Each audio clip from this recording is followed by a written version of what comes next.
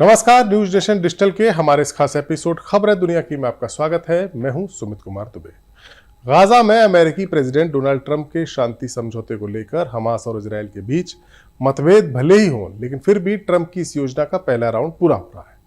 Gaza में जंग रुकवाने के बावजूद भी मिडिल ईस्ट में एक बड़ी जंग के आसार अभी तक टले नहीं है, और उसकी वजह है ईरान का परमाणु कार्यक्रम। ईरान के परमाणु ठिकानों पर पहले इजरायल और फिर अमेरिका के हमलों के बाद दावे किए गए थे कि ईरान की परमाणु क्षमता नष्ट कर दी गई है, लेकिन वास्तविकता इससे कोसों दूर है।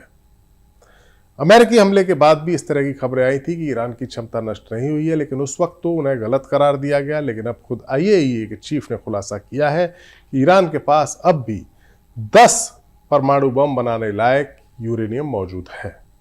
जरूरत है तो उसे बस 90% तक शुद्ध करने की, जो करने के लिए ईरान के पास नॉलेज यानी ज्ञान भी मौजूद है। अंतर्राष्ट्रीय परमाणु ऊर्जा एजेंसी यानी आईएईए के चीफ राफेल ग्रोसी ने कहा है कि ईरान के पास अभी भी 400 किलोग्राम 60% तक शुद्ध यूरेनियम है, जो परमाणु बम बनाने के लिए जो जरूरी मात्रा होती है उसके करीब है। हाल ही में अमेरिकी वाइस प्रेसिडेंट जेडी वेंस ने कहा था कि 400 किलोग्राम यूरेनियम से 10 परमाणु बम बनाए जा सकते हैं। उन्होंने कहा था कि अगर ईरान ने यूरेनियम को इससे भी ज्यादा शुद्धता यानी प्योरिटी तक संवर्धित किया होता तो उसके पास 10 परमाणु बम बनाने जितना तत्व होते, पदार्थ होते। लेकिन ग्रोसी ने यह भी जोड़ा कि इस बात के कोई सबूत अभी तक नहीं है कि ईरान वाकई परमाणु बम बनाना चाहता है। ईरान बार बार कहता आया है कि वो परमाणु हथियार नहीं बनाना चाहता। हालांकि ग्रोसी ने जोर देकर कहा कि इसकी पुष्टि के लिए उनकी एजेंसी को इंस्पेक्शन दोबारा शुरू करना होगा। ग्रोसी ने बताया कि इस्फहान, नतांज और फोर्डो जो परमाणु ठिकाने हैं वहां पर काफी नुकसान तो पहुंचा है, लेकिन डोनाल्ड ट्रंप ने जो कहा था कि टोटल डिस्ट्रक्शन हो गया है ईरान की परमाणु फैसिलिटीज का, उसके बावजूद ईरान की टेक्निकल नॉलेज अभी भी है, नष्ट नहीं हुई है, और ईरान के सेंट्रीफ्यूज फिर से बनाए जा सकते हैं। और उनसे पूछा गया कि वो क्यों मानते हैं कि ईरान परमाणु हथियार नहीं बना रहा, तो उन्होंने कहा कि एजेंसी ने इजरायली हमलों से ठीक पहले उन जगहों का निरीक्षण किया था, उसके बाद से हमें सैटेलाइट के जरिए हम निगरानी कर रहे हैं, और बाकी देश भी हमारे ही नतीजों पर पहुंच रहे हैं।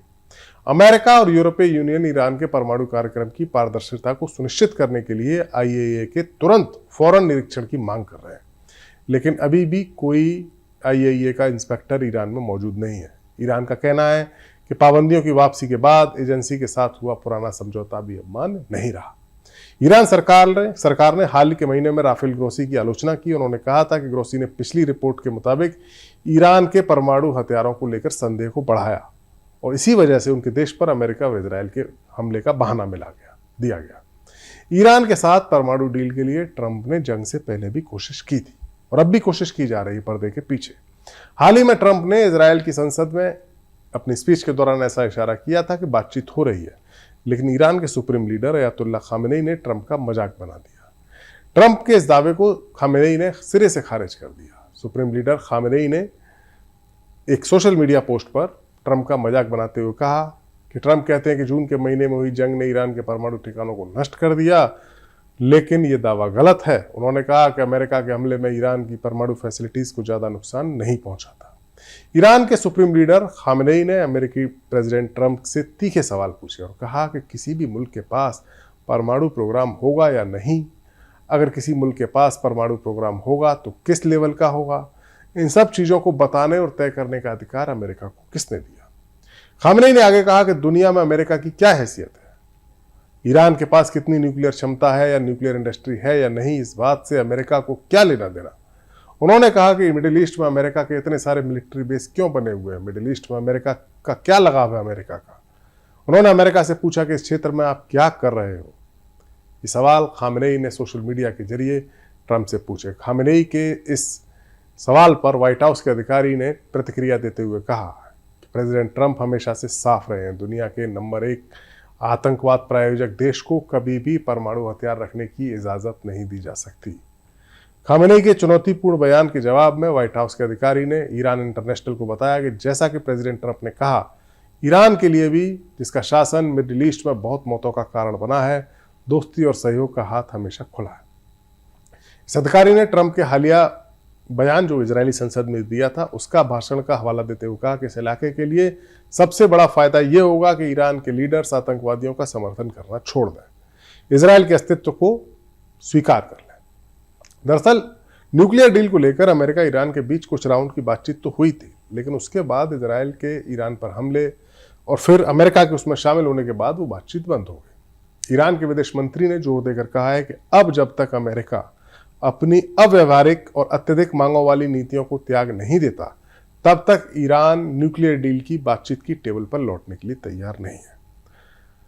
अराक्ची ने इस साल ईरान और अमेरिका के बीच हुई 5 अप्रत्यक्ष बातचीत का जिक्र करते हुए कहा कि इन बातचीत के दौरान अमेरिका ने ईरान पर हुए हमले में इजरायली शासन की कार्रवाई का समर्थन किया, जो इस बातचीत की भावना से उलट है। उन्होंने कहा कि ईरान हमेशा शांति और कूटनीति का समर्थन कर रहा है, लेकिन ईरानी जनता के अधिकारों और हितों से कभी समझौता नहीं होगा। इस तरह की बयानबाजियों, IAEA के चीफ के स्टेटमेंट से साफ साफ इशारा मिल रहा है कि ईरान के साथ अमेरिका की बात अभी अटकी हुई है और ईरान के परमाणु बम बनाने की क्षमता अब भी बरकरार है। यही वजह है कि अमेरिका अब भी ईरान के साथ जंग की आशंका को नकार नहीं रहा है। हो सकता है ट्रंप के मन में ईरान के साथ युद्ध की बात रही हो, तभी उन्होंने यूक्रेन के प्रेसिडेंट जेलेंस्की को टॉमहॉक क्रूज मिसाइलें देने से मना कर दिया।